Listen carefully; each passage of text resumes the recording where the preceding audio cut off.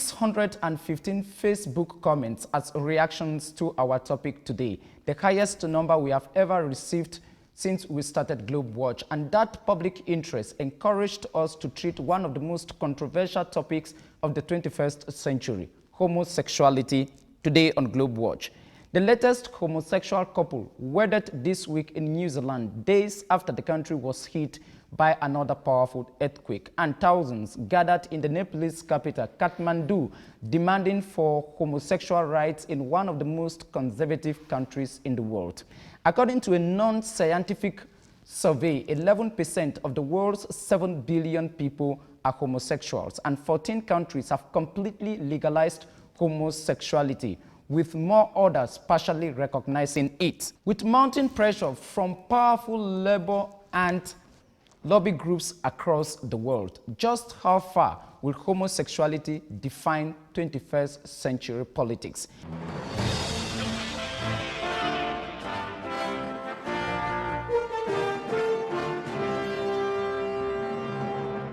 My guest today was the third person I received when GLOBEWATCH started, and today I am receiving him in his current capacity in Cameroon for the last time. The outgoing British High Commissioner to Cameroon, BHARAT JOSHI, thanks very much for investing your time in us, and welcome to GLOBEWATCH. Charles, it's always a pleasure. Thank you very much for having me again. Your Prime Minister, David Cameron, has threatened to slash development aids, if not completely, to countries that do not recognize homosexuality. Is this going to be the second labor for Africa, if not for the world? Like Francois Mitterrand said, without democracy, no development aid. Well, I don't think that fairly reflects what the Prime Minister has said. It's absolutely true that development assistance that we give to countries around the world is a hugely difficult issue during an economic crisis.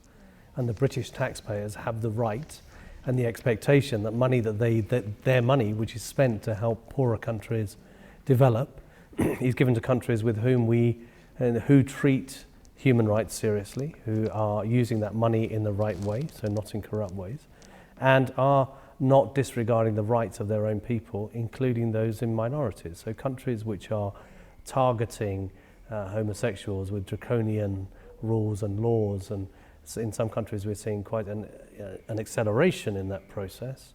The British public will find it very hard to understand why those countries should be getting development assistance from the United Kingdom taxpayer. Talking to BBC One's show, the Andrew Marr show, Prime Minister David Cameron in 2011 said, and I quote, British aid should have more strings attached, but he considered that countries could not change immediately and cautioned that there would be a journey. This is an issue where we are pursuing for movement. We are prepared to put some money behind what we believe. This was shortly after the Commonwealth Summit, which took place in Perth, Australia. When David Cameron says this, who should be afraid? Because Malawi has had part of its general support budget already slashed by £19 million. Well, I don't know if it's a case of being afraid. I mean, it's a case of governments having to make decisions and people having to make decisions that what kind of countries they want to become. The decision about development assistance is one we take on the basis of, do we think we can continue to assist a country? Mm-hmm. Now, we have stopped giving or reduced the amount of bilateral aid we give for various reasons. We've done it because of corruption, where there's evidence that money is being used, large amounts of money being used corruptly. We've withdrawn development assistance. We've withdrawn development assistance where countries have done things which we believe are unacceptable externally. So, for example, if a country is funding a military group in another country's territory, we have withdrawn aid on that basis or suspended it. And we've done it where countries are not complying on important human rights grounds, where we think that their behavior is unacceptable. Let me just point, I want to remain on the homosexual part, which of course most African governments would see this as a direct attack to them. When you go to Nigeria, the Nigerian Senate passed a law outlawed homosexuality, and people found supporting homosexual groups, even assisting them, can be imprisoned up to 14 years in jail. And I saw during that period, Prime Minister David Cameroon was on the air on BBC, same time United Nations Human Rights Chief Navi Pillai on BBC World Have Your Say program, all of them condemning the action of the Nigerian government. Nigerian parliament in particular, thanks. What message are you people sending across many governments in Africa? Well, I don't think we're necessarily trying to and in developing countries in particular. We're not trying to send a message, actually. The message we are sending is this is our taxpayers' money. We have to spend that money in a way in which our taxpayers are comfortable. Now, given our own views on a variety of issues, which are around corruption, which are around human rights, including homosexuality, but also about the behaviour of countries, we have the right to reduce or suspend or withdraw that development assistance. Or define where you want the money to be used. No, well, why? If we believe that a government's behaviour is unacceptable across the board, we reserve the right to say we are not prepared to give that country any more development assistance. In fact, our people would expect it. And that's the difficult decision. So this is not a decision which is driven by wanting to send a message to Africa. It's about us having to make a decision as to how we are going to spend our taxpayers' money to develop other countries. Let me ask you this question, because today when you see the way homosexuality is treated in all countries around the world, it's a very divisive issue. You saw what happened in France when the bill was finally adopted by the French Senate and promulgated into law. You have seen what has equally happened at the Vatican. There is a lot of confusion even at the Vatican on what should be said about homosexuality. Is it gradually moving from a religious or moral issue to a diplomatic one? No, I don't think so. I think for us it's always been a moral issue. And I think it's worth recognising that the changes that we've seen in the United Kingdom on homosexuality have happened in a relatively short space of time. In 40 or 50 years, we've seen a total transformation in the way in which we legally, but also socially, treat homosexuals. But even in the United Kingdom, it's not a decision which is universally welcome. I mean, it's certainly some political parties have felt the pressure more than others because of the decisions. But I don't think it's necessarily a diplomatic issue. Managing it diplomatically clearly is, and raising these issues, as I do in Cameroon, given my role to reflect the views of my government in Cameroon, that has always been a diplomatic issue on this and other difficult issues. Okay.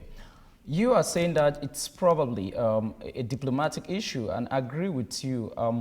Let me go back to the UK. I saw when the bill was brought in front of the House of Lords and the House of Commons, there was too much talk, but along the political gaps, the Labour, like the Conservative, they were in favor of the bill. And one major worry about homosexuality is that, especially on religious grounds, is that people say that, okay, who is going to produce humanity, the next generation? If men marry men, women marry women, probably there will be no procreation. If you were a legislator in the British Parliament, will you have voted for the bill?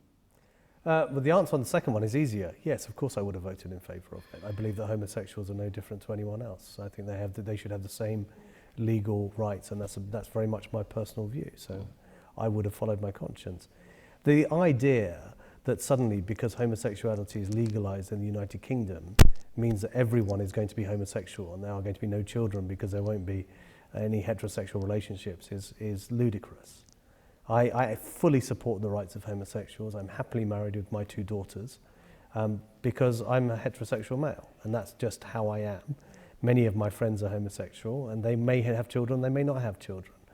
But in a world where, as it is, there are lots of children who are unclaimed, who are in orphanages, who have no life, I just find the idea, it's just a ridiculous suggestion that there will be no population growth because of homosexuality being legalised.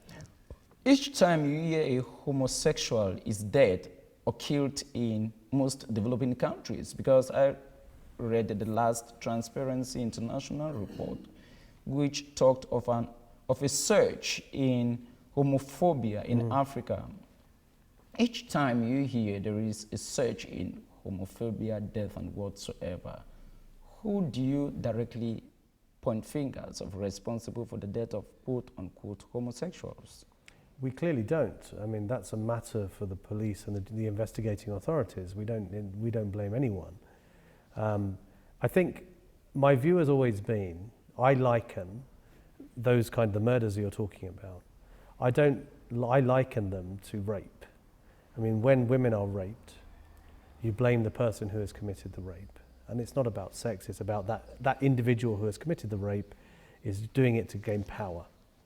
And they have committed a legal act. So I feel the same way for someone who murders a homosexual. They are a murderer. Regardless of the victim, doesn't matter. It doesn't matter that the person who was murdered was a homosexual. Those people should face the same penalties under law as anyone else. I was reading a confidential document which I'm not ready to quote in any circumstance. And that confidential document states that homosexuals among themselves are very violent and that they don't like to be cheated, and that each time they realize that they are being cheated by their partners, they become very violent, and the next action is killing. Do you share that point of view? Although you may have not read that confidential document. I have not read that document.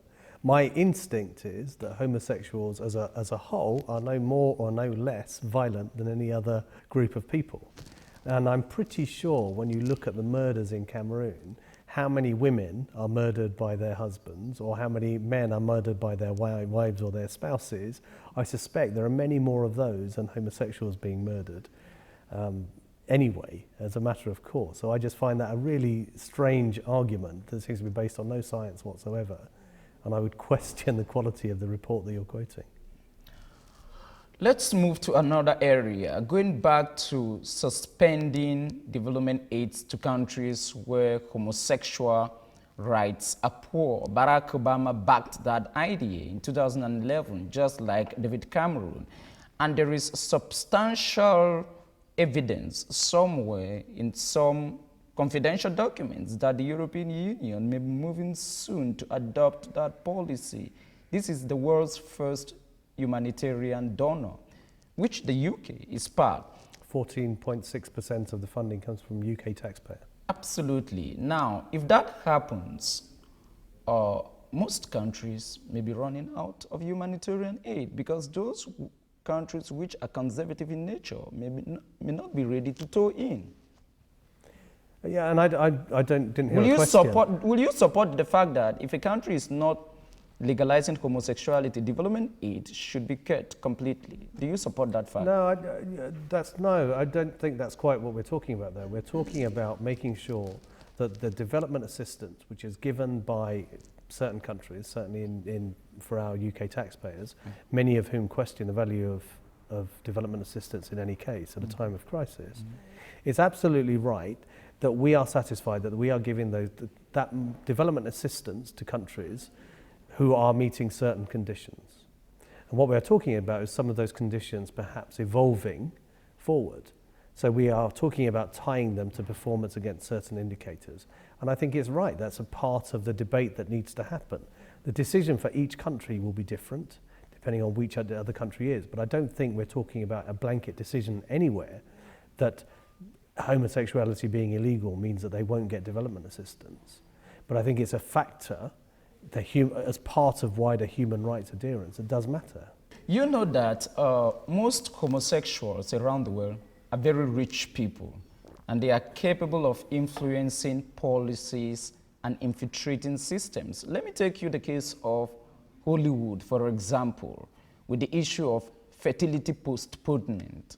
When you are a Hollywood star, you do fertility postponement for both men and women to make sure that your body is still intact. And by the time you reach 40, 50, you can no longer produce. And so the consequence is that you become more attractive to the same sex, to a lady of your same situation and to a man of your same situation. And we are not in such communities around the world. So how should that issue be handled? I don't know that there's an issue. I don't know that homosexuals, as a matter of course, are very well off. There's substantial evidence that most of them are very rich and they are capable of infiltrating the most powerful corridors of power around the world. I don't agree with that at all. I think that's ludicrous. Again, I mean, I think many homosexuals, certainly in the United Kingdom, many of the ones I know, work in the hospitality industry. Is it an economic issue or an issue of satisfaction? What can really make somebody to become a homosexual? I don't know. I'm not one. But it's a social, I think it's a moral issue and a social issue. I think most of the evidence points to it being a scientific issue. It's one of those issues which is decided at birth. And people don't choose to be homosexuals. They either are or are not. And I think that's just the way it is. I am a homosexual. And that's the way I am built. I think the idea that it's anything beyond that is ludicrous. I do not accept that they are economically more powerful, disproportionately more powerful than any other group. Certainly not my interpretation. I mean, as I say, many of them are in the service industries, in the hotel business, in the working in airlines, etc. Certainly in the United Kingdom, hairdressers and others. Now, these are not very well paid people, as a matter of course. We're not talking about the top economic group. So I don't accept that they are overly powerful. Again, it sounds like misinformation. You know that some top journalists around the world, in most of the corporations, some top politicians, the crew, especially what some people call the Washington estate, these are very powerful homosexuals and people who can determine policy around the world. And some of them are even powerful women. How can you figure? It's amazing, isn't it? That they would also be represented, homosexuals would also be represented at the top of these organizations. How strange. Let me go back to one issue which is of contemporary concern insofar as this debate is concerned, and that issue has to do with religion. I don't know which of them you follow. I don't know whether you are a Christian or you are a Muslim or you are a Buddhist. I don't know which of them you follow. I'm a Hindu. You are a Hindu. Good. I don't know what your tradition says about homosexuality. Do you know? I don't know either, and I haven't looked it up. We have the Hinduism as a rule is a fairly forgiving religion, so it accepts that there are many different paths to reach the same place. And our lives are an experience where we are improving our performance as we move through life. So, but I don't necessarily, my views on homosexuality don't reflect my religion in any case. So how do you do a separation between your religious convictions and your personal conviction, especially when it comes to Abrahamic religions that believe in the existence of one God? Probably all clerics around the world will tell you that God does not accept that. And I know that Hinduism believes in the existence of a supreme being. Does that your supreme being accept? We have several, yes, they do. And in fact, it is quite accepted actually in our culture, I think generally. But it's quite interesting. I mean, I guess the answer would be, I would pose the question back at you and ask you, how does a polygamous man in Cameroon reconcile that with his Christianity? Your Excellency, all protocol duly respected. I'm sure that I came here to ask questions and not for you to ask me questions. I don't think there's any difference between those two things. And that is where the fundamental issue, and that is where the fundamental issue comes, especially in African societies, where they say that, quote unquote, the white man does not like polygamy but accepts homosexuality. No, I think that's right, but it's about social norms, isn't it? In the United Kingdom and in most of Europe, for example, bigamy is a criminal offence, and we don't accept it. In the same way, you don't accept homosexuality. I do not accept that my government is trying to force Cameroon to accept homosexuality. We think it's right that there is a debate about it because, quite frankly, we think that homosexuality should be acceptable. You think that polygamy should be acceptable. Well, let's discuss it. I'm happy to have that discussion with you. In the same way, I don't say that I am going to persuade you any more than I think you will persuade me on polygamy. Most laws banning homosexuality in Africa today are a colonial inheritance. The laws were established by the colonial masters, the British, the French, the German, the Belgians, the Portuguese, before they were living. And they brought Christianity, in which most of these countries are there as a religion. And when they were coming, they said homosexuality is bad. And today, the same people who criticize homosexuality laid the laws which banned homosexuality are calling for a reconsideration of those principles. This is a betrayal of colonial legacy.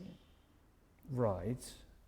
Sorry, what's the question? My question is, how can people who banned something at the same time, who said something is wrong, today say it is good? Were they short-sighted, the colonial powers at the time? So if, by extension of that argument, we should still have slavery, women should still not have the right to vote. And that's what I'm understanding you to be telling me, because there's an evolution, and all of these things have changed. Slavery was an appalling practice. It was outlawed because society changed. People like William Wilberforce and William Pitt the Elder and Younger and others took a stand against slavery, and now slavery is now illegal globally. In the 1920s, the suffragettes fought really hard, and they suffered and they lost their lives so that women would have the right to vote. That's an evolution in society. That didn't exist before, when the colonies were first started, even in our own countries. The right of black people to vote and have the same rights as white people in places like America, that didn't exist. That changed. The legacy changed because society changed, the world became better. Are you really telling me that it's better not to evolve and change and we just keep to our old traditions for tradition's sake? There are some traditions which are good and we need to retain them, and there are some traditions which are bad. So in the beginning, you guys realized that homosexuality was bad, and today you are saying it is good. We didn't realize that it was bad. We thought that it was bad, and I think we now think we were wrong. I thought you were a more objective journalist, Charles. I'm sorry, I'm disappointed. So that's an apology. It's not an apology. I mean a mental apology, if I may understand you. Why is it a mental apology? Because formerly you thought it was wrong. You thought it was wrong, and today, okay, you have read your notes more and you are saying that, okay, I had the answer wrong in the first examination and in the second examination. I'm not so presumptuous as to apologize for some decisions that were taken 200 years ago, not least because I'm of Indian origin. I just don't think that's something that I would presume to do. Absolutely.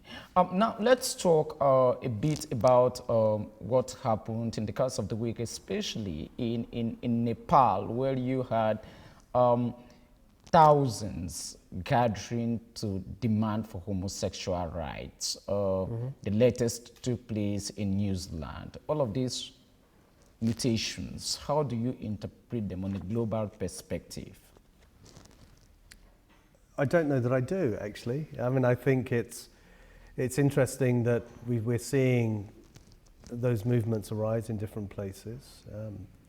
It's quite interesting when you look at the developments in Southeast Asia, where even in countries where homosexuality is illegal, it's quite clear that there's those groups are growing in strength. And there were marches, for example, recently in Singapore. There was a gay pride march in Singapore, which was not targeted by the officials. So I think we are in a world which is changing. Quite clearly, developed countries are in a different place on this as a whole compared to developing countries which are retaining the old rights. But I don't see that what happened in Nepal necessarily has a global perspective.